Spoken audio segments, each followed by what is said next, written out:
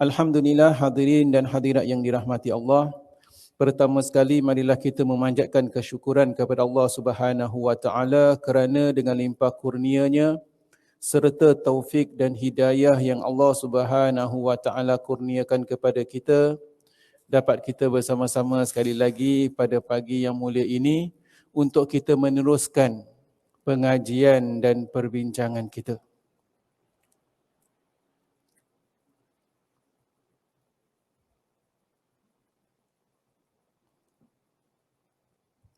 Jadi para jemaah yang dirahmati Allah, pada pertemuan kita yang lalu, alhamdulillah telah kita kupaskan bersama beberapa perkara yang berhubung kait dengan masalah zakat dan bersedekah.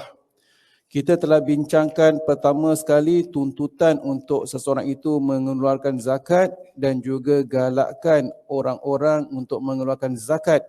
Dan juga bukan hanya zakat yang diwajibkan, akan tetapi sedekah-sedekah ataupun sumbangan-sumbangan, terutama sekali di jalan fi sabilillah. Pada pertemuan kita yang lalu, di mana kita berhenti?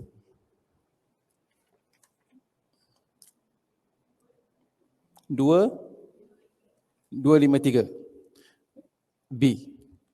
Betul ya? Baik, alhamdulillah. Hadirin dan hadirat yang dirahmati Allah, hari ini insya-Allah kita akan meneruskan perbincangan kita, dan perbincangan kita hari ini adalah masih lagi membincangkan bab zakat dan perkara-perkara yang berhubung kait dengannya. Pada masa yang sama, galakkan seseorang untuk mencari keredaan Allah Subhanahu wa taala dengan beberapa cara, antara lain adalah dengan seseorang itu menyumbangkan hartanya di jalan Allah Subhanahu wa taala. Dalam hadis yang seterusnya adalah hadis riwayat Imam Ahmad dan Tirmizi.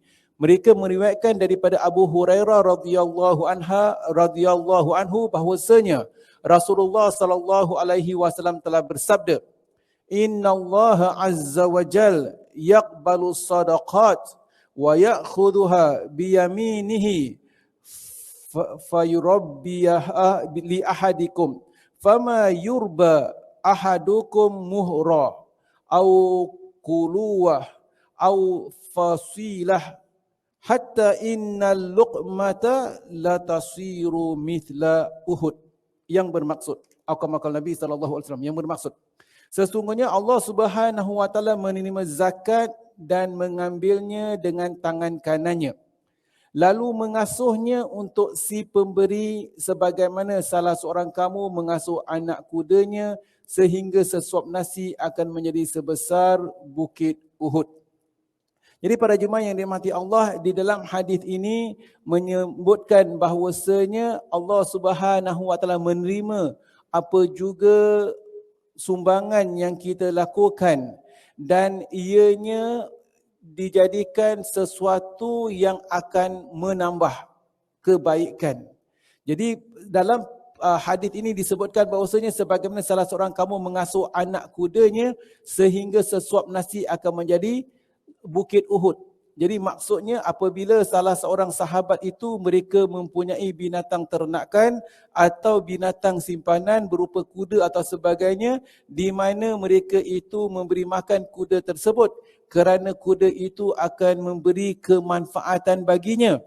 Maka seperti mana juga kita apabila memberi anak kecil kita makan sesuap nasi atau sebagainya, tujuannya untuk memberi kekuatan, memberi nafkah kepada anak tersebut, dan anaknya itu nanti apabila besar kelak akan menjadi kemanfaatan kepada kedua ibu bapa mereka.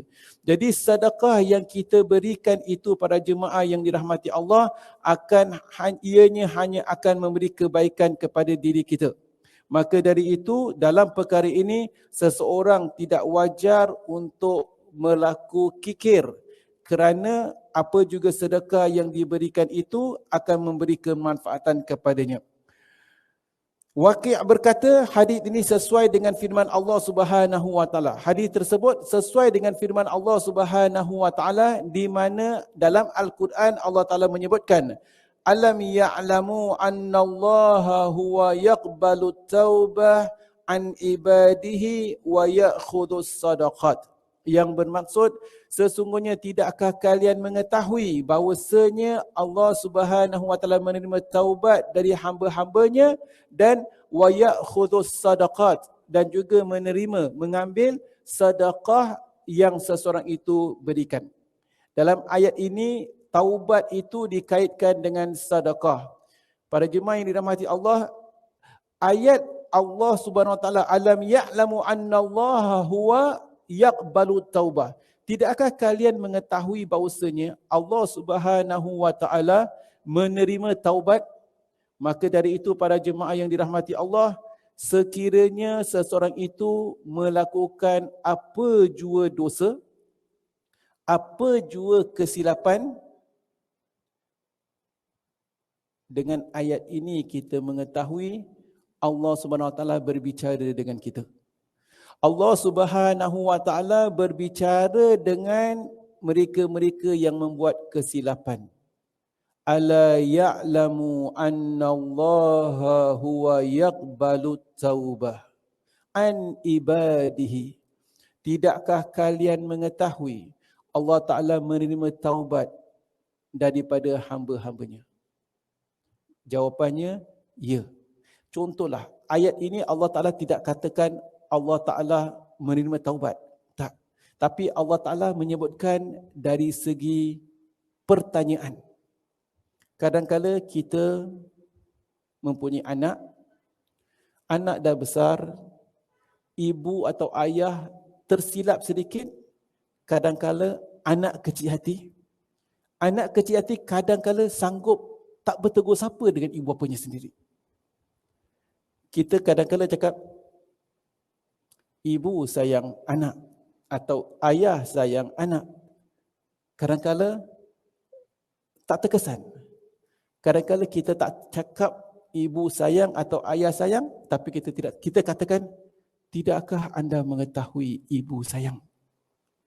Pertanyaan daripada segi persoalan, tidakkah anda mengetahui?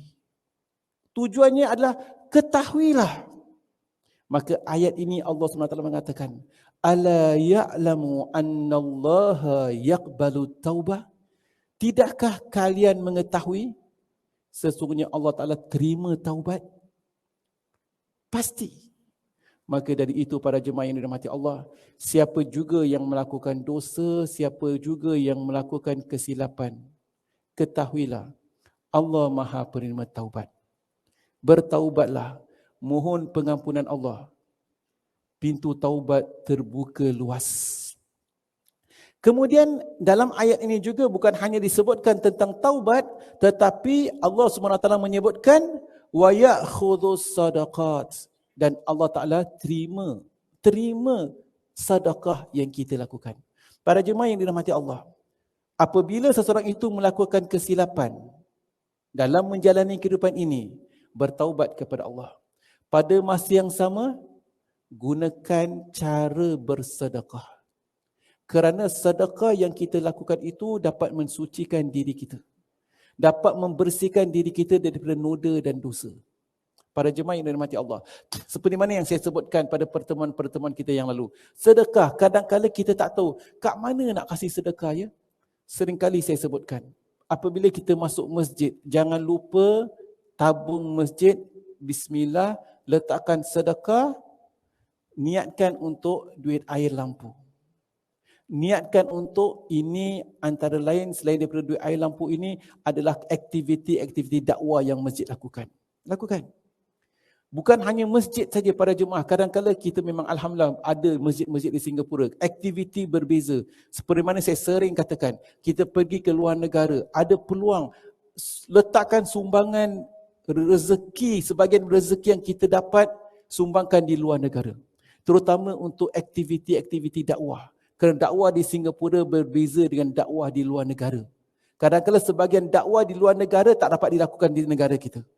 Kadang-kadang sebahagian dakwah di negara kita tak dapat dilakukan di luar negara. Jadi supaya kita dapat berbagai-bagaikan. Contoh para jemaah. Jadi jangan kita melihat meremehkan tuntutan atau galakkan bersedekah. fi sabilillah. Walau sedikit mana sekalipun sesuai dengan kemampuan kita. Dalam ayat yang lain pula Allah Subhanahu Wa Taala menyebutkan yamhaqullahu riba wa yurbis sadaqat. Allah Subhanahu Wa Taala yamhaqullahu riba. Allah Taala akan memusnahkan, menggagalkan riba. Wa yurbi sadaqat. Namun Allah Taala akan menjadikan sedekah itu sesuatu yang pasti akan berjaya, pasti akan menguntungkan. Allah Ta'ala melipat kali gandakan sedekah. Contoh, kadang-kadang kita lihat seseorang yang nak pinjam duit. Engkau nak pinjam aku duit. Kalau aku pinjam kau duit itu, contohlah kita ada duit dalam bank. Ada orang nak pinjam kita duit. Kalau aku letak dalam bank, dapatlah interest. Kalau aku pinjam kau, apa dapat? Contoh. Manusia lah ya. Ataupun kalau kau nak pinjam duit, aku pinjam kau 10,000 tetapi bayar nanti 12,000. Itu riba. Tak boleh. Bagaimana yang dibolehkan? Para jemaah yang dirahmati Allah, kalau kita pinjam seseorang duit, jangan disyaratkan ada lebih daripada apa yang kita dapat. Kerana kelebihan mendapat kemanfaatan daripada wang pinjaman kita, itu adalah riba. Mendapat atau menjanjikan kemanfaatan, itulah riba. Kemanfaatan mempunyai berbeza makna. Contoh, pertama, aku pinjam kau $10,000, engkau bayar aku $12,000. 2,000 ekstra kerana pinjaman. Kita dijanjikan kelebihan 2,000. Itu riba. Satu lagi cara. Aku pinjam kau $10,000 tapi aku tak nak ekstra, nanti riba. Cuma kalau boleh setiap minggu kau cuci kereta aku. Itu juga riba. Kerana apa? Dia menjanjikan kemanfaatan. Dengan dia pinjam $10,000, dia kena cuci kereta orang yang dia pinjam itu setiap minggu. Itulah riba.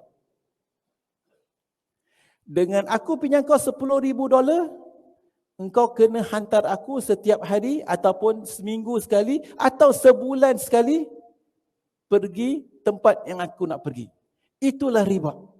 Kerana dia menjanjikan, mensyaratkan kemanfaatan. Para jemaah yang dirahmati Allah, kena berhati-hati. Aku pinjam kau 10,000, tetapi ketika bayar balik, adalah syarat-syaratnya. Itu riba. Baik, kadang-kadang kita tidak syaratkan. Orang yang nak pinjam kita, tolong pinjam saya, Mak Jah, tolong pinjam saya duit, saya perlukan duit. Tapi Mak Jah tak perlu bimbang. Ketika Mak Jah tak minta tak apa, tapi saya akan kasih. Ketika saya bayar balik 10,000, saya akan kasihkan hadiah Mak Jah 13,000. Mak Jah tak minta, saya kasih. Disyaratkan, itu riba. Jadi kita kena berhati-hati para jemaah yang dirahmati Allah. Yang diperbolehkan adalah tak dijanjikan apa-apa. Saya pinjam 10,000, awak bayar 10,000. Alhamdulillah. Itu dibenarkan. Itu yang disebutkan sebagai qardul hasan, pinjaman yang baik, yang mulia. Tetapi apabila kita yang pinjam duit, ketika nak bayar, yang tak disyaratkan lebih awal, ketika nak bayar kita kasih dia hadiah. Sama ada kita nak kasih dia 12,000 atau nak belikan dia jam, nak belikan dia hadiah yang tak disyaratkan lebih awal, ianya diperbolehkan. Sesuatu yang tak disyaratkan tetapi ketika pulangkan dia kasih ekstra, itu diperbolehkan. Jadi kita kena berhati-hati. Tapi Ustaz, okey, satu lagi cara. Kalau orang pinjam kita ada duit $10,000. Aku pinjam kau duit $10,000. Tapi kau tahu tak, $10,000 ni aku nak kena bayar zakat. Aku pinjam kau duit dengan syarat zakat kau bayarkan. Itu riba. Tak boleh.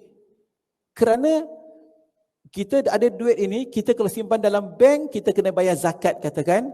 Zakat kita kena keluarkan. Kita pinjam kepada dia, kita syaratkan dia bayar zakat untuk kita. Berarti itulah riba yang tak perasan. Berhati-hati.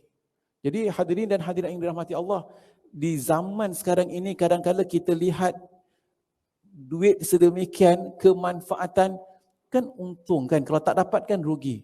Allah Ta'ala sebutkan, yamhaqullahu riba. Allah Subhanahu Wa Ta'ala tidak memberkahi. Allah Ta'ala akan menjadikan riba yang kita dapat itu bukan sesuatu yang menguntungkan. Jadi pada jemaah yang dirahmati Allah, kita kena berhati-hati kerana demi untuk mendapatkan kebaikan, demi untuk dapatkan keberkahan, demi untuk mendapatkan apa juga keberkahan yang Allah Subhanahu Wa Ta'ala janjikan. Dan riba yang Allah Subhanahu Wa Ta'ala telah tetapkan, ianya tidak menguntungkan. Demikian para jemaah yang dirahmati Allah. Bahkan wa yurbiyas sadaqat, dan Allah SWT akan memberkahi sedekah. Para jemaah yang dirahmati Allah, kadang-kadang kita fikir, aku pinjam dia duit, dah tak menguntungkan. Aku pinjam dia duit, kemudian kadang-kadang dia bayar lambat. Ketahui tak kita? Kalau kita ada duit kita, yang kita telah pinjamkan kepada orang,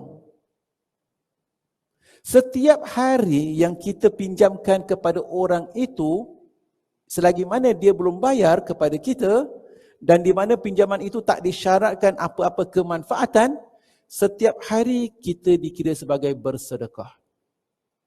Selagi mana orang itu memanfaatkan duit yang kita pinjamkan kepadanya, setiap hari itu mengalir sedekah. Sedekah. Sampailah orang tu pinjam, dia return balik, habis sedekahnya. Dia dah return balik. Jadi inilah kemanfaatan yang kita dapat, yang dikatakan qardul hasan, pinjaman yang baik, yang perlu kita yakini.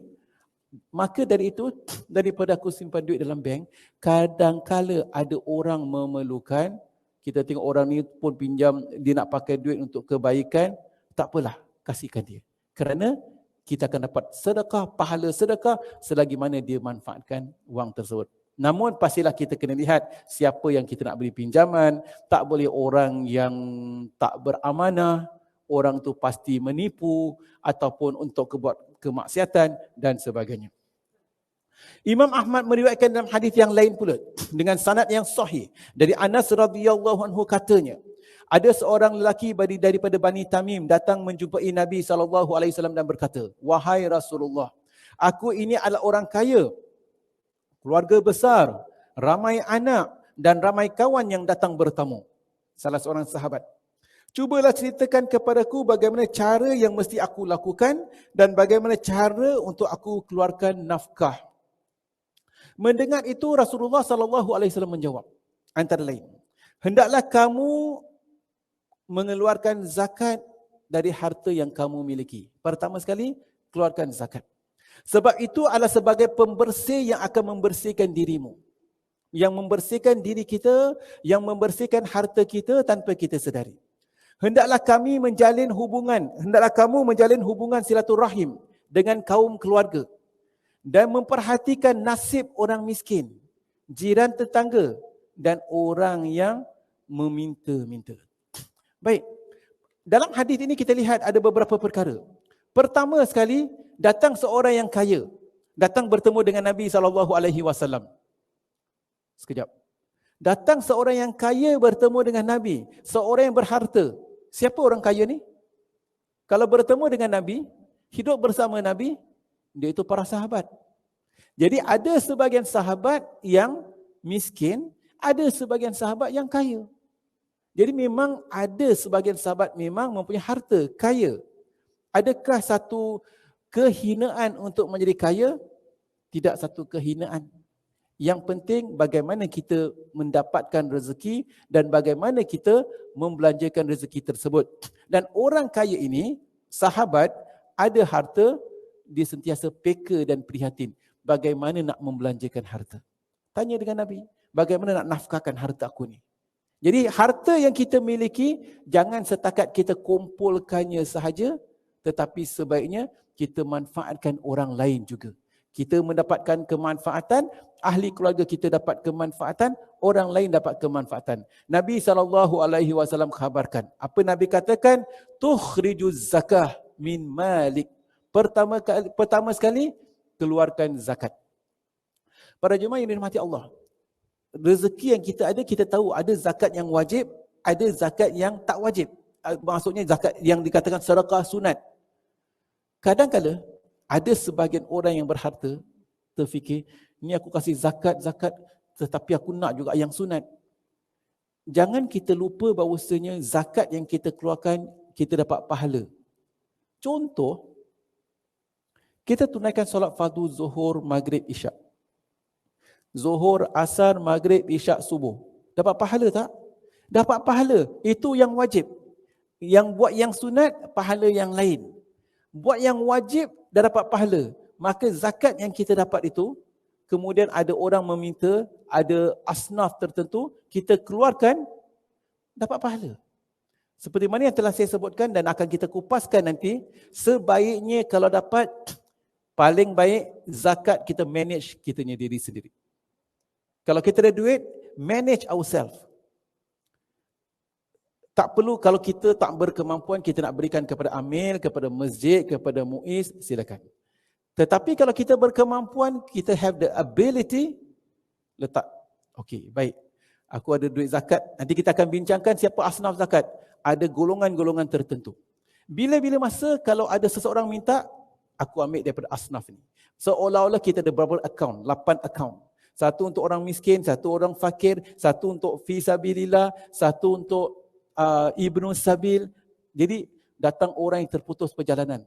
Kau hilang duit. Nak bermusafir tak ada duit. Tak apa, aku pakai this account. Kasih. Contoh. Akan kita kupaskan. Jadi kita dapat manage diri sendiri. Duit zakat kita adalah lebih baik. Dan Rasulullah SAW khabarkan kepada orang tersebut. Yakni Nabi katakan. Tukhrijuz zakah min malik. Keluarkan zakat daripada harta kalian. Harta kamu. فَإِنَّهَا تُهْرَةُ تُطَهِّرُكَ. Kerana zakat, sumbangan wang ringgit, belanjakan harta itu akan mensucikan diri kita. Daripada noda dan dosa, daripada perkara-perkara keburukan. وَتُسِلُ أَقْرِبَاءَكَ. Dan ianya juga dapat pereratkan tali silaturahim. وَتَعْرِفُ حَقَّ الْمِسْكِينَ. Dan ketahuilah kamu, ingat akan hak orang-orang miskin. Wal jar, dan hak jiran. Wasail, dan hak orang-orang yang meminta. Jadi di sini Rasulullah mengingatkan orang tadi yang berharta. Apa nak buat? Tunaikan zakat. Lagi apa? Selain dari tunaikan zakat, pereratkan tali silaturahim. Perkara ini pernah kita sebutkan. Pereratkan tali silaturahim, ya, kekeluargaan itu penting untuk kita pereratkan.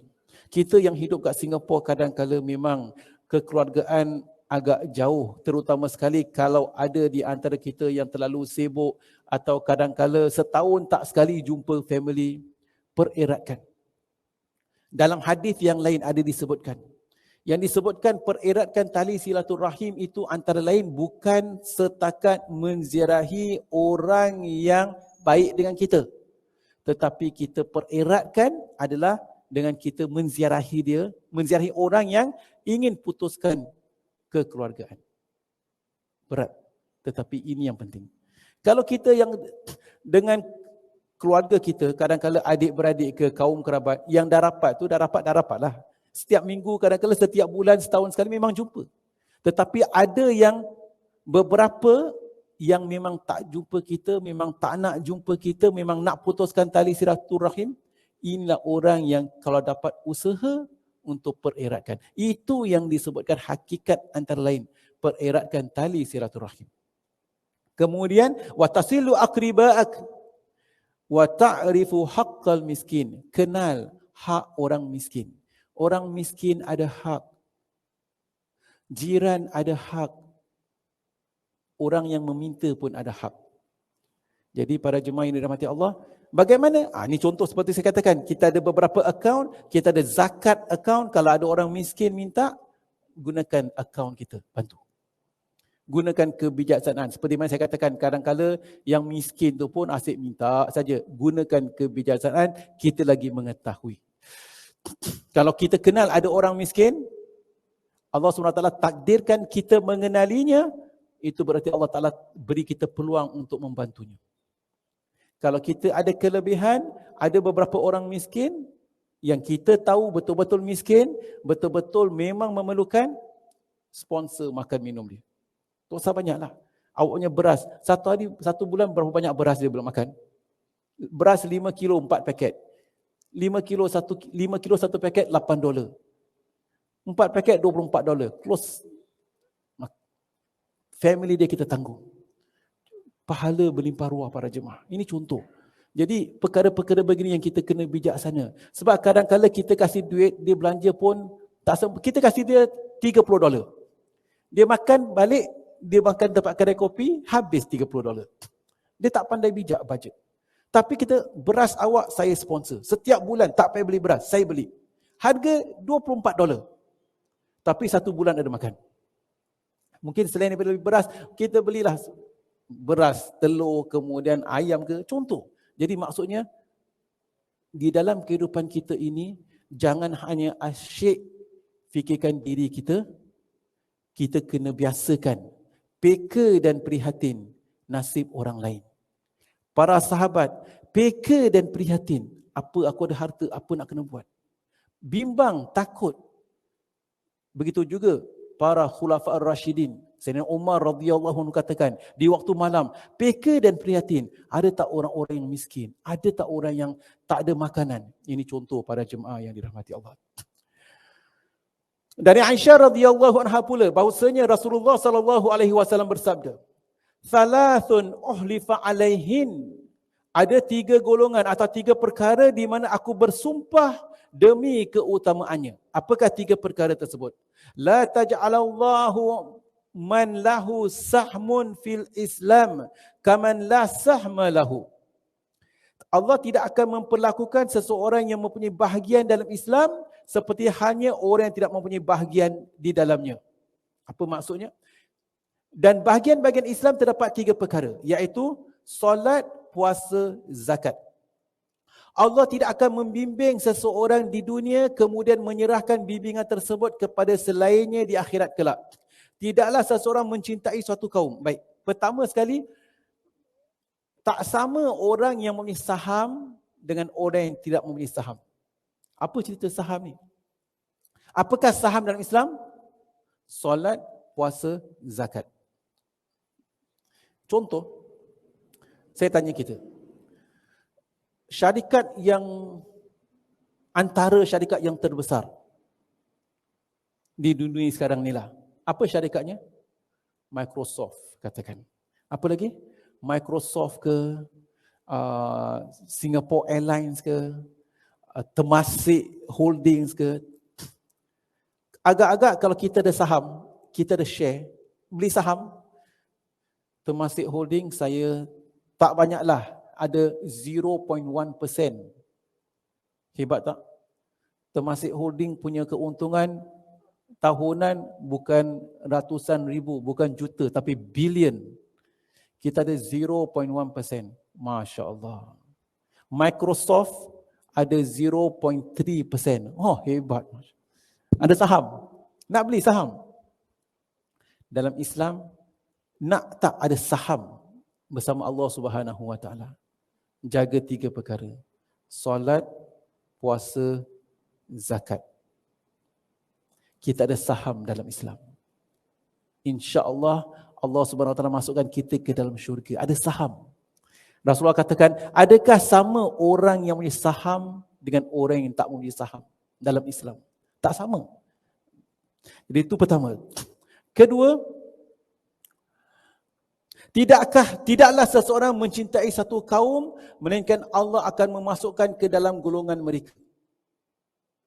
Perkara seterusnya, aku harap tidak akan salah apabila aku bersumpah dengannya bahawasanya Allah tidak akan menutupi kesalahan seseorang di dunia melainkan dia akan menutupi kesalahannya di hari akhirat kelak. Baik.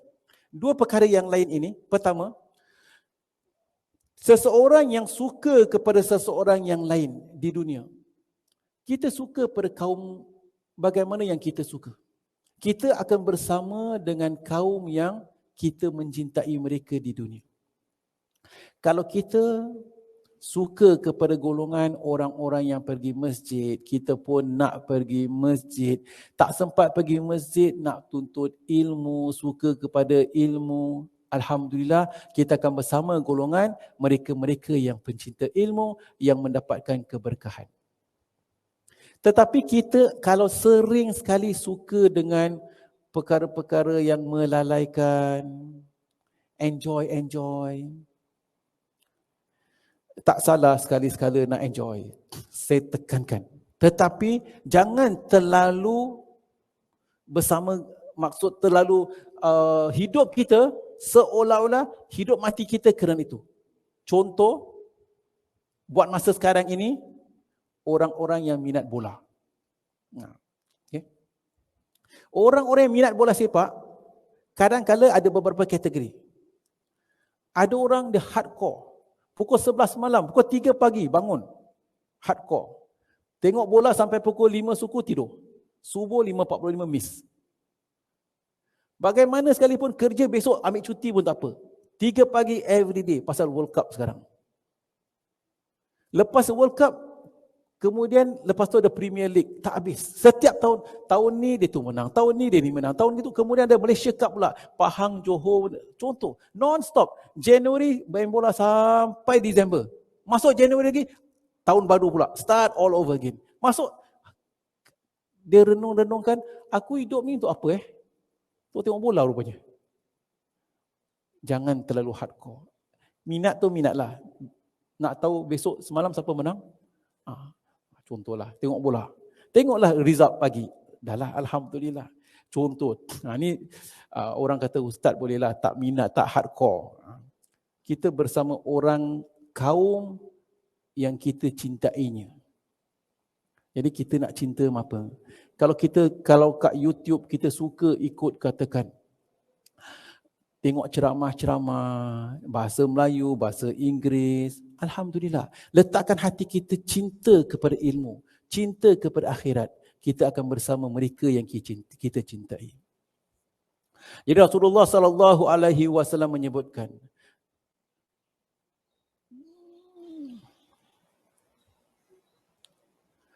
wala yatawallallahu 'abdan fid dunya fayuwallihi ghairahu yaumal qiyamah. Baik.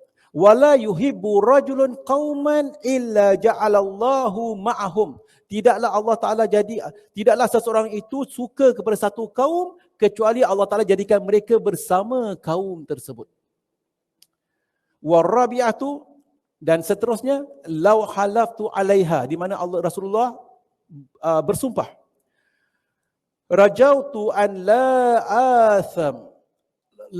athama la yasturullahu 'abdan fid dunya illa satarahu Allahu yaumal qiyamah. Ada dua perkara. Seseorang hamba, dalam hadis yang lain Nabi ada sebutkan, tidaklah seseorang hamba itu menutup aib dan cela seseorang di dunia kecuali Allah Ta'ala akan menutup aibnya di hari akhirat kelak. Dalam hadis yang lain. Tidaklah seseorang itu menutup aib saudaranya, cela saudaranya di dunia, kecuali Allah Ta'ala akan menutup cela dan aibnya di hari akhirat. Terutama sekali zaman sekarang. Zaman social media. Kalau kita beringinan nak tunjuk aib seseorang, keburukan seseorang, fikir 2, 3, 4, 5 kali. Kita dedahkan aib orang, kemudian orang lain baca pula, orang lain pula lepas itu kongsi, share pula apa yang kita dedahkan, kita share di social media. Dosa mengumpat satu, dosa mendedahkan aib orang, kemudian orang lain ikut dedahkan disebabkan kita pertama yang start perkara tersebut. Tetapi kalau kita nampak keburukan orang, lalu sudahlah, itu urusan dia dengan Allah. Tutup cela orang. Barang siapa menutup cela saudaranya di dunia, Allah Ta'ala akan tutup celanya di dunia dan di hari akhirat. Keburukan kita, cela kita, kita nak orang tahu kita berada kat masjid hari ini, sekarang ini, pasal Ini sebahagian kita yang baik. Sebahagian kita yang tak baik, orang tak tahu. Dan Allah tutup celah kita. Kalau kita nak keburukan kita, celah kita senantiasa tertutup, jangan suka dedah celah orang. Kerana kita pun tak sebaik mana. Dan bahkan kalau kita memang senantiasa tutup celah orang di dunia, Allah Ta'ala akan tutup celah kita di dunia dan di hari akhirat. Dan hadis ini, barang siapa Allah Ta'ala telah tutup celahnya di dunia, Allah Ta'ala akan tutup celahnya di hari akhirat. Hasbunallah wa ni'mal wakil. Jadi para jemaah, jangan biasakan untuk mendedahkan keburukan orang. Ya. Kita kadang-kadang ternampak, orang tu buat begini, itu urusan dia dengan Allah Subhanahu Wa Taala. Bahkan dalam Islam tak diperbolehkan mengintai-intai, mencari-cari. Jangan tahu lagi bagus. Kadang-kadang kita tak tahu satu perkara lagi bagus, tak perlu tahu. Kau nak dengar cerita latest punya cerita yang baru keluar daripada oven. Oh, ni hebat ni. Jawapannya, aku tak nak tahu. Ini hebat ni. Perkara ni berlaku kepada si fulan, aku tak nak tahu. Tak tahu tu lebih baik. Ini contoh. Jadi kita jangan suka jaga tepi kain orang. 10 tahun, 20 tahun yang lalu kita tahu ni semua mengumpat. Tetapi sekarang dah berubah. Kerana semua di social media, didedah sana, dedah sini. Ini contoh para jemaah. Kalau kita nampak keburukan, lagi bagus ni kita buat virus. Buat virus bukan? Viral. Ambil gambar, letak. Terus jadi viral. Wah.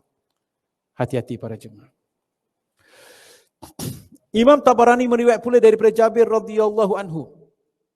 Ada seorang lelaki bertanya kepada Nabi, "Ya Rasulullah, ara'aita in adda rajul zakah malihi?"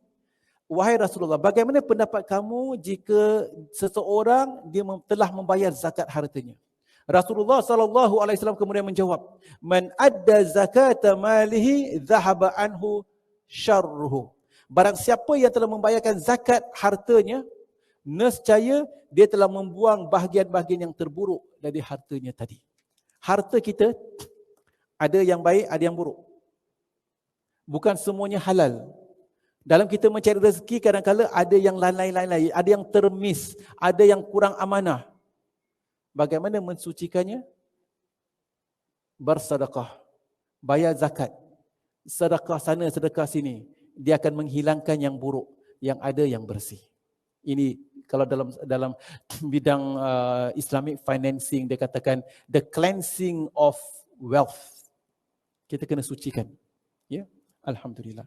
Imam Bukhari pula dan Imam Muslim meriwayatkan daripada Jarir, dari Jarir bin Abdullah katanya, aku berbaiat kepada Rasulullah sallallahu alaihi wasallam untuk mendirikan solat, membayar zakat dan memberi nasihat kepada setiap Muslim. Baiklah, demikian antara beberapa hadis-hadis yang berhubung kait dengan masalah ini.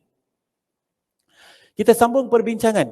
Kita dalam bab zakat, bab sedekah. Apakah pula amaran sesiapa yang enggan membayar zakat? Kadang-kadang kita katakan, Muiz ni tak habis-habis zakat. Ni orang katalah.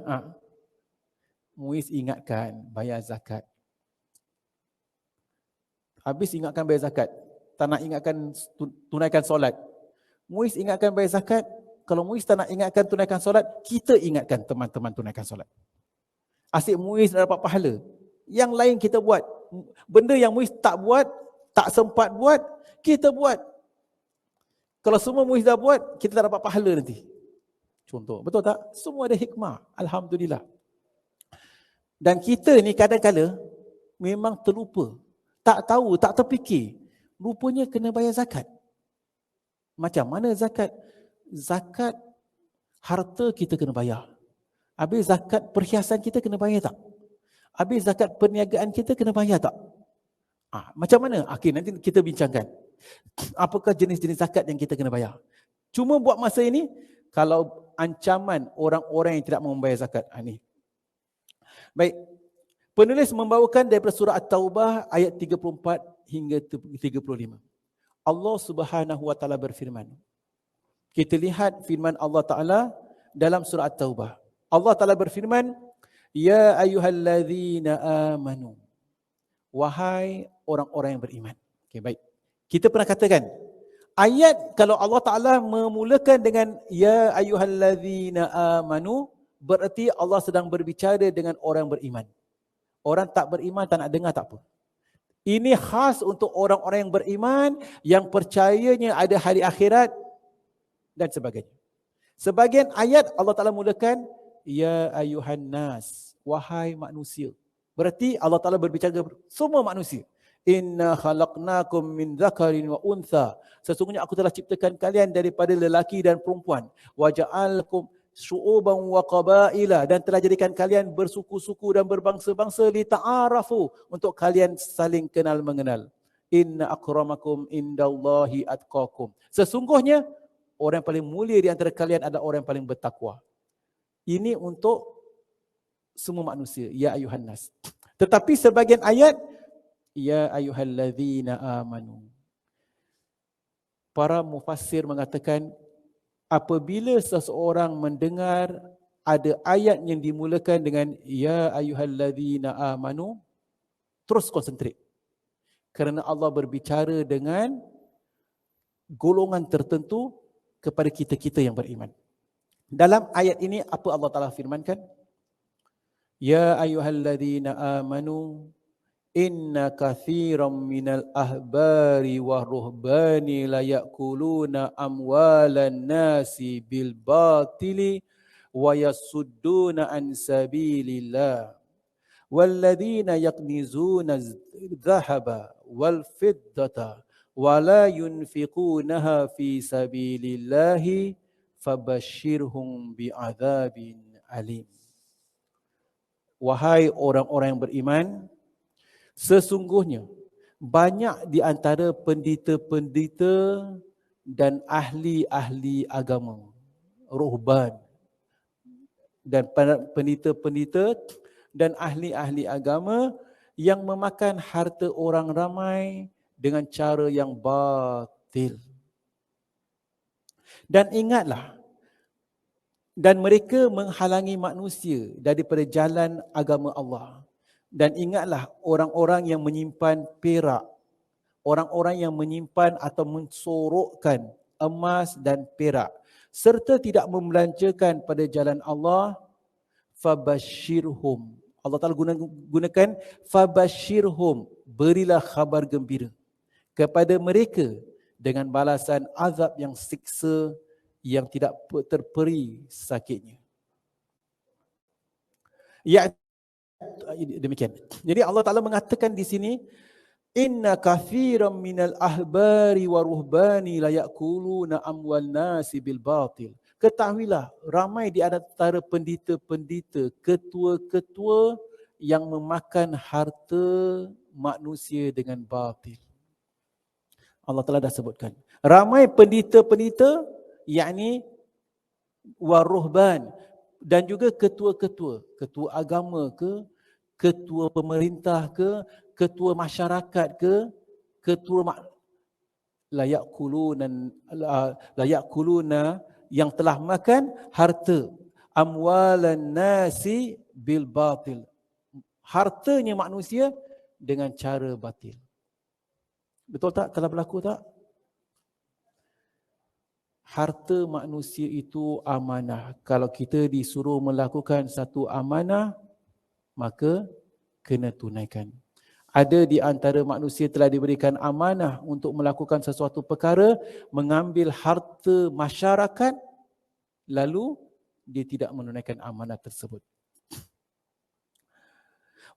Kemudian golongan kedua, itu pertama. Kedua, wa yasudduna an sabilillah. Bukan hanya demikian, ada juga pendeta-pendeta, ketua-ketua agama, ketua-ketua masyarakat yang sekat manusia daripada melakukan kebaikan di jalan Allah.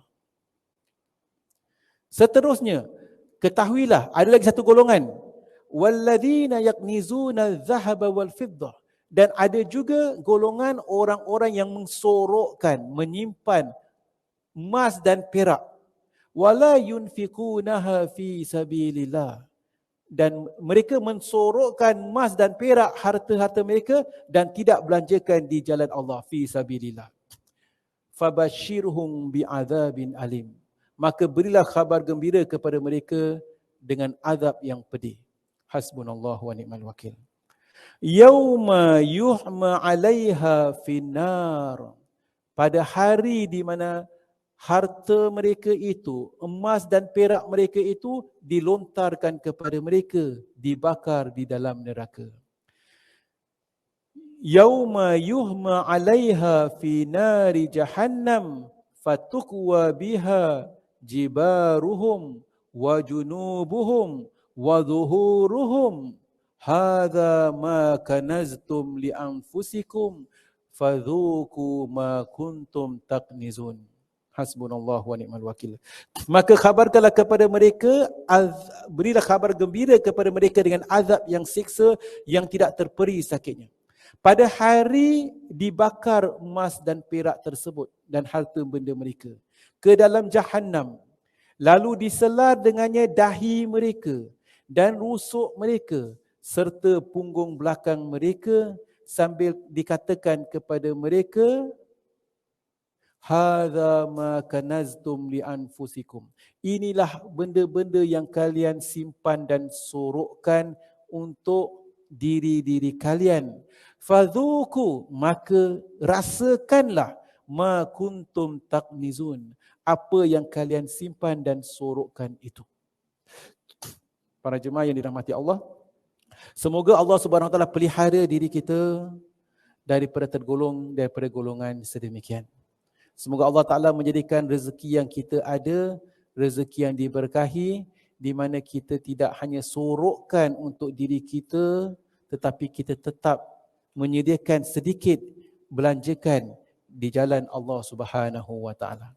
Ini adalah amaran bagi mereka yang menyorok-nyorokkan harta dan tidak mengeluarkan zakat, tidak menunaikan hak harta tersebut.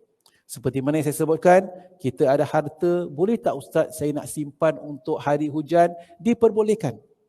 Alhamdulillah, diperbolehkan. Akan tetapi, jangan lupa hak harta tersebut dikeluarkan zakat. Pada masa yang sama, keluarkan infak fi sabilillah. Dalam surah Ali Imran pula Allah Subhanahu Wa Taala berfirman, وَلَا يَحْسَبَنَّ الَّذِينَ يَبْخَلُونَ بِمَا آتَاهُمُ اللَّهُ مِنْ فَضْلِهِ هُوَ خَيْرًا لَهُمْ. Dan janganlah sekali-kali orang-orang yang bakhil dengan harta benda mereka yang telah dikurniakan Allah kepada mereka, mereka bakhil daripada kemurahannya, menyangka bahawasanya keadaan bakhil itu baik bagi mereka. Jangan kita bakhil, jangan sangka kita bakhil.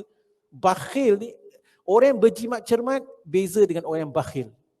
Berjimat cermat, sebenarnya kita tahu, kita ada harta, kita jimat. Tetapi tetap kita bayarkan zakat.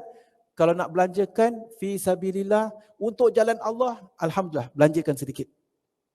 Bakhil tu langsung tak nak. Mana boleh, kalau aku nak sedekahkan, nanti engkau, aku sedekahkan sikit boleh jadi bankrupt tu tak? Ya Allah, hasbunallah wa ni'mal. Ini contohlah, orang betul-betul mengira. Boleh jadi bankrupt dia kata. Hasbunallah wa ni'mal wakil. Jadi jangan disangkakan, wala yahsabanna alladhina yabkhaluna bima atahumullahu min fadlihi huwa khairul lahum. Jangan kamu sangkakan kebakhilan kamu itu baik bagi kalian. Bal huwa syarrul lahum. Bahkan ketahuilah itu sayutawafuna ma yabkhaluna bihi yaumal qiyamah. Wallahi mirathus samawati wal ard wallahu bima ta'maluna khabir. Bahkan itu adalah buruk bagi mereka. Mereka akan dikalungkan, akan disiksa dengan apa yang mereka bakhilkan itu pada hari kiamat kelak. Ini adalah ancaman kepada orang yang memiliki harta. Tak ada harta susah. Ada harta pun susah kalau kita tidak sedar harta itu pemberian Allah. Kadang-kadang kita sangka, aku berharta pasal aku pandai. pandai kita pun dengan izin Allah. Sentiasa tawaduk. Sentiasa ingat. Orang yang tak berharta pun susah. Kalau tak berharta itu boleh menyebabkan dia kekufuran.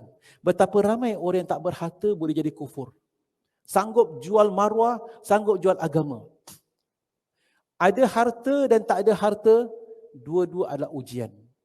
Orang yang tak ada harta, ujian Allah uji dengan kemiskinan. Bagaimana kesabaran dia?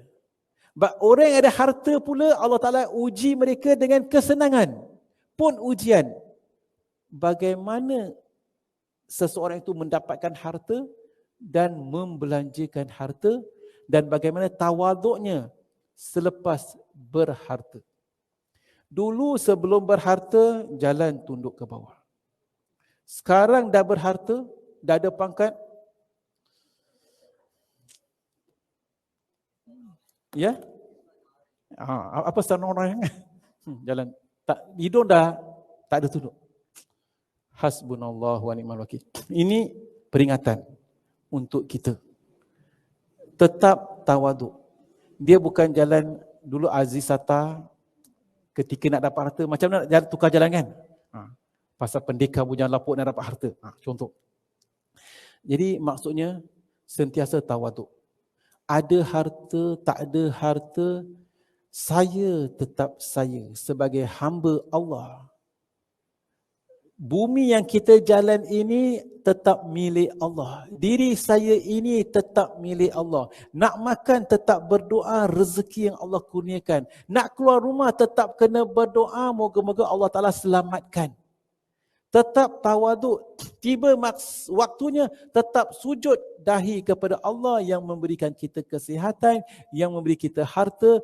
Bila-bila masa Allah boleh ambil harta yang Allah Ta'ala berikan kepada kita. Jadi kita tetap tawaduk. Alhamdulillah. Sederhana dalam apa hal. Baik. Dalam hadis berikutnya pula,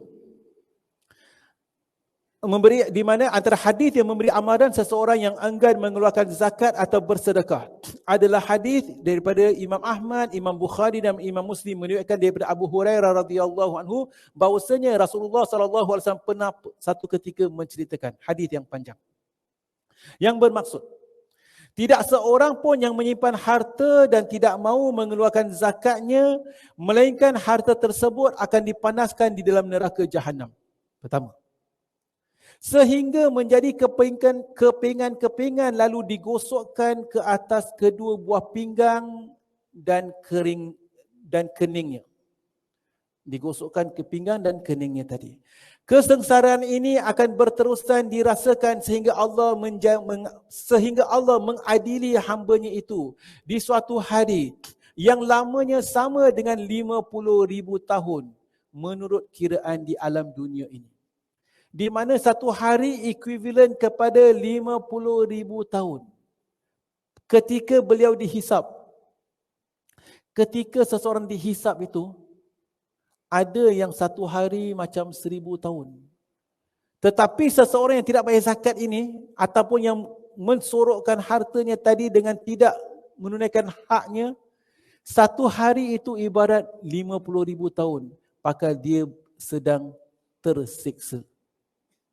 Orang yang sedang senang, kadang-kadang sekejap dah malam hidup senang. Sekejap, kejang kelik dah sebulan. Kejang kelik dah setahun. Dah nak masuk Ramadan. Hidup senang. Tapi orang yang hidup susah, kadang-kadang pagi nak tunggu petang, susah, kerja berat. Satu hari ibarat macam seminggu. Orang yang sedang dihadapkan mahkamah nak tunggu kena charge ke tak kena charge. Tunggu satu hari itu ibarat setahun. Tetapi di akhirat kelak yang bakal menanti siksa tersebut satu hari ibarat 50,000 tahun. Kalau satu hari ibarat 50,000 tahun, kita hidup di dunia berapa tahun? 60 tahun, 80 tahun. Mahathir masih hidup 97 tahun. 100 tahun lah. Satu hari 100 tahun hidup di dunia. Orang yang susah 100 tahun pun Di hari akhirat, satu hari ibarat 50,000 tahun. Mereka-mereka yang sedang susah, mereka-mereka yang sedang berduka nestapa, yang sedang menderita, ketahuilah satu hari di hari akhirat ibarat 50,000 tahun lalui kehidupan dunia ini. Doa kepada Allah. Baik, sambung. Rasulullah kemudian menceritakan, dan tak seorang pun pemilik unta yang tidak mau membayar zakatnya kecuali akan ditelentangkan di sebuah lapangan yang amat luas. Lalu unta-unta itu dihalau untuk menginjak-injak tubuhnya. Nanti kita akan belajar binatang ternakan kita kena bayar zakat. Unta, lembu, kambing, kerbau, kita kalau ada memeliharanya kena bayar zakat. Kalau kita rugi nak bayar zakat, di hari akhirat kelak unta-unta binatang ternakan itu akan pijak-pijak kita. Setiap kali yang terakhir selesai menginjaknya, maka unta yang pertama kembali dihalau untuk menginjaknya dirinya tadi. Hartanya itu akan memakan dirinya sendiri. Demikianlah seterusnya sehingga Allah memberikan ketentuan tentang nasib hambanya, iaitu pada suatu hari yang lamanya sama dengan hitungan 50,000 tahun sekarang ini. Di hari akhirat kelak, apabila kita diadili, demikianlah keadaannya. Kemudian dia akan melihat nasibnya, apakah akan masuk syurga atau ke neraka. Tak seorang pun pemilik kambing pula. Tadi pemilik unta. Tak seorang pun pemilik kambing yang tidak membayarkan zakatnya kecuali akan ditelentangkan di suatu lapangan yang amat luas, di mana haiwan-haiwan tersebut akan menginjak-injaknya dengan kuku-kuku kakinya dan menanduknya dengan tanduknya. Padahal tidak seekor pun antara kambing-kambing tersebut yang bertanduk, melengkung atau tidak bertanduk ketika di alam dunia. Di alam dunia ada kambing-kambing biri-biri. Tetapi di hari akhirat kelak kambing itu juga akan menanduk ni. Mana datang tanduk? Di hari akhirat ditakdirkan ada tanduk untuk menanduk tuan punya kambing. Setelah kambing yang paling terakhir menanduknya, maka kambing yang pertama akan dihalau supaya menanduk dan menginjak dirinya. Datang balik, next pusing balik. Sehingga Allah mengadili hambanya tadi di suatu hari yang lamanya sama dengan 50,000 tahun menurut hitungan di alam dunia. Itu sementara tunggu hitungan, tunggu hisap, tanduk kambing-kambing semua tadi dan menanduk orang tadi. Kemudian dia akan melihat nasibnya sama ada masuk syurga ke neraka. Para sahabat mendengar demikian, para sahabat bertanya, bagaimana dengan kuda wahai Rasulullah? Ada di antara mereka tak ada kambing, tak ada unta, tapi ada kuda. Bagaimana dengan kuda ya Rasulullah?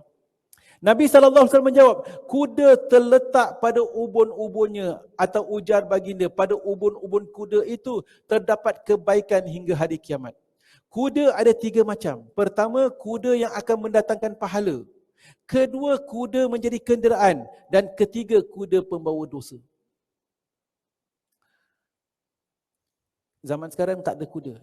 Kalau kita tanya, kalau kita dapat peluang, bagaimana kereta ya Rasulullah? Bagaimana properti ya Rasulullah? Bagaimana share ya Rasulullah? Kenderaan ada 3. Kuda sama ada sebagai penyebab pahala atau sebagai tunggangan kenderaan kita atau penyebab dosa. Kuda yang dapat mendatangkan pahala adalah seseorang yang menggunakan untuk berperang fi sabilillah di jalan Allah dan mempersiapkan dirinya untuk tujuan tersebut. Oleh itu setiap sesuatu yang dimakan haiwan itu maka akan dicatat Allah sebagai pahala. Apabila diberi minum dari sungai maka setiap titisan air yang dimasukkan ke dalam perutnya akan menjadi pahala sehinggalah Nabi SAW menyebutkan pahala pada kencing dan taiknya. Kuda kita kiaskan hari ini kenderaan kita. Ada di antara kita ada kenderaan. Kenderaan kita sama ada menjadikan sebab kita dapat pahala atau setakat tunggangan atau penyebab dosa. Kalau kita gunakan kenderaan yang Allah Ta'ala kurniakan untuk pergi majlis ilmu, pergi masjid, pergi kuliah, bantu orang, maka kalau kuda tu, makan yang dia makan semua adalah pahala sedekah. Maka hari ini kita letak minyak, petrol, kita servicing dan sebagainya, semua adalah pahala fi sabilillah. Kuda yang akan menjadi kenderaan. Satu lagi jenis kuda yang normal, setakat menjadi kenderaan adalah kuda yang dipelihara kerana gemar dan keindahan tanpa mengabaikan hak pengendara dan memberinya makan sama ada ketika susah maupun ketika lapang. Ada kenderaan setakat kita gunakan untuk pergi kerja, balik kerja, alhamdulillah, dah dapatlah kita kenderaan. Kalau kita gunakan untuk pergi bekerja, fi sabilillah juga, mencari rezeki yang halal, dikira pahala. Manakala kuda yang akan mendatangkan dosa atau kenderaan kita hari ini yang mendatangkan dosa pula adalah apabila seseorang memelihara kuda tersebut kerana untuk bermegah-megah. Atau zaman kita, kalau kita beli kereta itu setakat nak bermegah, takabur, bangga dan ingin dipuji orang. Awak kereta apa? Oh, saya punya Toyota, alhamdulillah. Saya sekian. Kalau kita ada sebab, alhamdulillah. Tapi elakkan, jadikan tu sebagai penyebab untuk bangga, takabur dan sebagainya. Hati kena jaga para jemaat. Saya bukan berkata sesiapalah, ataupun saya bukan kata tak boleh kita beli kereta berjenama. Tak. Kalau kita berkemampuan dan kebetulan memang ada sebab, silakan. Tetapi jangan jadikan itu sebagai penyebab untuk kita berbangga, takabur dan sebagainya. Rasulullah mengatakan, inilah kuda yang boleh mendatangkan dosa. Sahabat bertanya pula, bagaimana dengan keldai ya Rasulullah? Beliau menjawab, tidak ada satu ayat pun yang diturunkan Allah kepadaku berkaitan masalah keldai pula. Kecuali ayat lengkap dengan keterangan-keterangan berikut, yakni Rasulullah sallallahu alaihi wasallam menyebutkan, di mana Allah Taala menyebutkan dalam surah Al-Maidah, ini dalam surat adalah Al-Quran, faman ya'mal mithqala dzarratin khairan yarah wa man ya'mal mithqala dzarratin syarran yarah. Ada sahabat bertanya, ya Rasulullah, bagai keldai macam mana? Keldai tak sebutkan pula, tak diturunkan ayat tentang keldai. Tetapi kaedah umum, faman ya'mal mithqala dzarratin khairan yarah. Barang siapa melakukan amal kebaikan sekecil debu akan diperlihatkan. Wa man ya'mal mithqala dzarratin syarran yarah. Barang siapa yang beramal dengan amalan sekecil debu, amalan buruk pun akan diperlihatkan. Maka dari itu para jemaah, daripada hadis ini kita ambil pengajaran. Unta yang kita pelihara seseorang itu, kalau tidak bayarkan zakat, unta itu akan menginjak kita. Kambing akan menginjak kita. Kuda sebagai kenderaan boleh menjadi penyebab kita masuk syurga atau masuk ke dalam neraka. Pengajarannya, apa juga kita miliki, dia tu boleh menjadi penyebab kita masuk syurga atau masuk neraka. Apa juga sekalipun. Kita ada kenderaan, gunakan untuk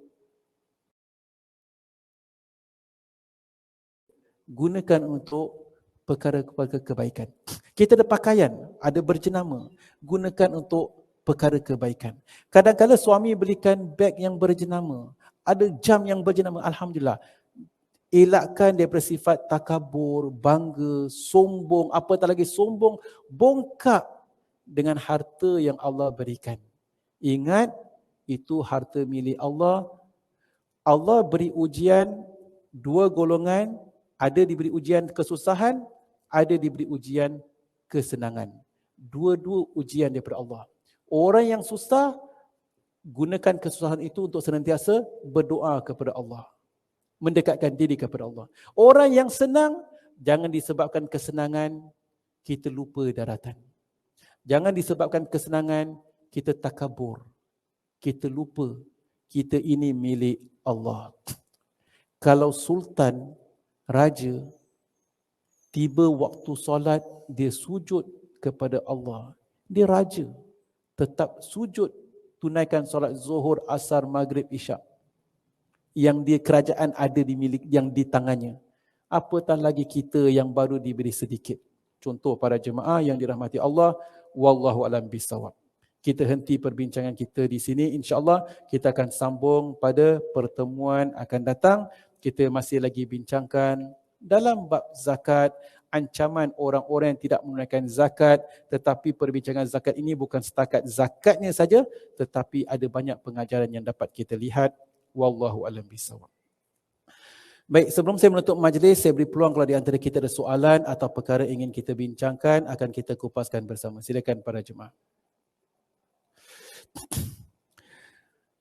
Teman kita bertanya, bagaimana pula dengan orang yang enggan berbaik dengan kita walaupun kita dah cuba untuk bersilaturahim dengannya dan tak benarkan kita datang ke rumahnya.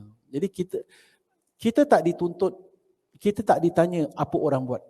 Kita ditanya apa kita buat. Allah Ta'ala tidak melihat, kita tidak dipersoalkan apa orang buat terhadap kita. Tapi kita bakal disoalkan apa kita buat terhadap orang. Jadi atas dasar demikian para jemaah, kalau sekiranya kita ada kesedaran, kita lakukan apa yang termampu, yang lain kita serahkan kepada Allah Subhanahu Wa Taala. Baik, minggu yang lalu juga ada yang bertanya, mana lebih afdal melakukan lebih umrah sunat atau tawaf sunat? Sekarang musim haji, sekarang musim umrah. Apabila seseorang nak tunaikan umrah, para jemaah yang dirahmati Allah, beliau daripada Singapura atau daripada Malaysia atau daripada Indonesia melalui satu perjalanan tunaikan umrah. Alhamdulillah. Sampai di sana, kadang-kala ada sebahagian jemaah itu sampai di sana dah habis umrah pertama, dia buat umrah kedua. Sama ada umrah sunat untuk dirinya atau umrah untuk si fulan, almarhum si fulan dan si fulan. Jadi persoalan di sini, sama ada apabila seseorang itu tunaikan umrah, yang bagus dia memperbanyakkan umrah atau dia memperbanyakkan tawaf. Perkara ini pernah ditanya dan dibincang oleh para sahabat ataupun pernah juga disebutkan oleh sebagian ulama. Walaupun kebiasaan masyarakat kita, apabila pergi umrah itu kita suka perbanyakkan umrah, lakukan ini, umrah ini untuk almarhum si fulan dan si fulan, hakikatnya para jemaah, sebagian ulama memberi nasihat dan berpendapat, apabila kita tunaikan umrah, pertama itulah umrah kita dalam satu perjalanan, satu umrah. Itu lebih afdal. Apabila kita berada di sana, perbanyakkanlah tawaf dan bukan perbanyakkan umrah. Kita kena lihat, sesiapa yang pernah pergi umrah, apabila dia pertama kali dia dah laksanakan umrah, sampai di sana mereka tawaf, kemudian sa'i, kemudian dan bertahalul. Alhamdulillah. Besoknya kalau nak tunaikan umrah, package agent kita ni akan sediakan bas untuk pergi ke Naim katakan, lalu jatuhkan niat, masuk lagi, kemudian dia berihram, kemudian tawaf, kemudian sa'i dan seterusnya. Kita lihat amalan tawaf dan amalan umrah berbeza. Kadang-kala ada orang yang melakukan umrah berkali-kali itu sampai ke satu peringkat dah habis nikmat ibadah. Kerana apa? Terlalu penat. Pasal umrah selepas 7 pusingan akan sa'i. Sa'i itu agak-agak macam daripada, contoh daripada Masjid Darul Aman pergi ke Pasar Gelang Serai. Okey. Daripada Masjid Darul Aman pergi ke Pasar Gelang Serai 1 pusingan. Balik 2 pusingan, 3 pusingan, 4 pusingan, 5 pusingan, sampai 7 pusingan. Kadang-kadang mereka jalan sampai dah penat. Lepas tu besok nak kena tunaikan umrah untuk si fulan pula. Nikmat beribadah dah tak ada dah. Maka atas dasar itu sebaiknya kita tunaikan umrah, sekali umrah, dan besok kalau bila-bila masa ada lapangan, ada kelapangan, perbanyakkan tawaf. Tawaf, 1 kali tawaf 7 pusingan, kemudian selepas itu kita tunaikan solat 2 rakaat. Alhamdulillah. Besok tawaf sekali lagi. Dalam tawaf pula, kita jangan lihat ianya setakat pusingan tu saja. Ramai di antara kita hilang nikmat atau tak kurang sempurna tawafnya itu kerana dia lihat tawaf itu setakat berpusing. Tidak, setiap langkah yang kita langkah itu adalah ibadah. Dan ketika kita bertawaf, perbanyakkan doa. Ramai di antara kita silap juga ketika bertawaf itu kerana ketika mereka tawaf, dia buka buku. Pusingan pertama apa nak baca? Pusingan kedua apa nak baca? Ketahuilah dalam tawaf tak ada doa-doa yang disyaratkan, yang diwajibkan untuk membaca. Kalau tak baca tak sah tawaf kita. Tidak. Kita baca doa, apa juga doa yang kita nak baca, mengadu kepada Allah ketika tawaf itu, berdoa kepada Allah, titiskan air mata. Mengadu kepada Allah dalam bahasa Melayu sekalipun, supaya kita dapat menghayati tawaf kita. Tawaf pusing, kita berdoa, perbanyakkan doa. Tak ada doa yang khusus kecuali daripada di antara rukun yang mani ke Hajar Aswad. Perbanyakkan baca Rabbana atina fid dunya hasanah wa fil akhirati hasanah wa qina adzabannar. Ada jemaah pusing, rakaat pertama baca apa? Kemudian dia baca sambil baca, kemudian sambil dia jalan, terlanggar-langgar orang. Pertama. Kedua, ada pula baca dalam bahasa Arab, doa yang disiapkan dalam buku. Ketika dia baca pun dia tak faham doa tersebut. Kurang penghayatan. Jadi perkara-perkara begini kadang-kadang yang tidak ditekankan dalam sebuah manasik ataupun kursus umrah, sehingga jemaah kadang-kadang terkeliru mana yang sewajarnya, mana yang lebih baik dan mana yang kurang sempurna dan sebagainya. Hayatilah tawaf kita. Ketika tawaf itu mengadu kepada Allah, berdoa, perbanyakkan doa, titiskan air mata. Habis tawaf 7 pusingan, solat 2 rakaat, alhamdulillah. Besok tawaf lagi. Atau lepas isyak, tawaf lagi. Jadi tawaf 7 pusingan habis. Tak ada sa'inya. Tetapi kalau kita nak perbanyakkan umrah, nak kena keluar pergi masjid, pergi tanah halal. Kemudian nak jatuhkan ihram. Nak kena masuk lagi. Kemudian ada pantang larangnya. Ianya memberatkan, dan seperti yang saya katakan, kerana kita lakukan umrah kedua, ketiga, dah terlalu penat, hilang nikmat. We are just dragging ourselves. Kemudian ada terletak niat, nanti orang tanya aku buat berapa kali umrah, aku buat 7 umrah. Ini contoh. Hilang roh ibadah tersebut. Ini contoh-contoh para jemaah yang dirahmati Allah. Ada tak waktu yang lebih afdal untuk melakukan tawaf sunat? Tak ada waktu yang lebih afdal. Bila-bila masa kita boleh lakukan tawaf sunat. Kecuali kalau memang waktu itu waktu haji, maka kita utamakan mereka yang perlu lakukan tawaf haji. Kita tengok waktu ini waktu musim haji, maka kita beri keutamaan mereka-mereka nak lakukan tawaf haji tersebut. Wallahu a'lam bishawab. Baiklah para jemaah, sampai di sini saja pertemuan untuk kita hari ini. Segala yang benar itu daripada Allah Subhanahu wa taala. Segala silap dan salah atas kelemahan saya sendiri. Wallahu a'lam bishawab.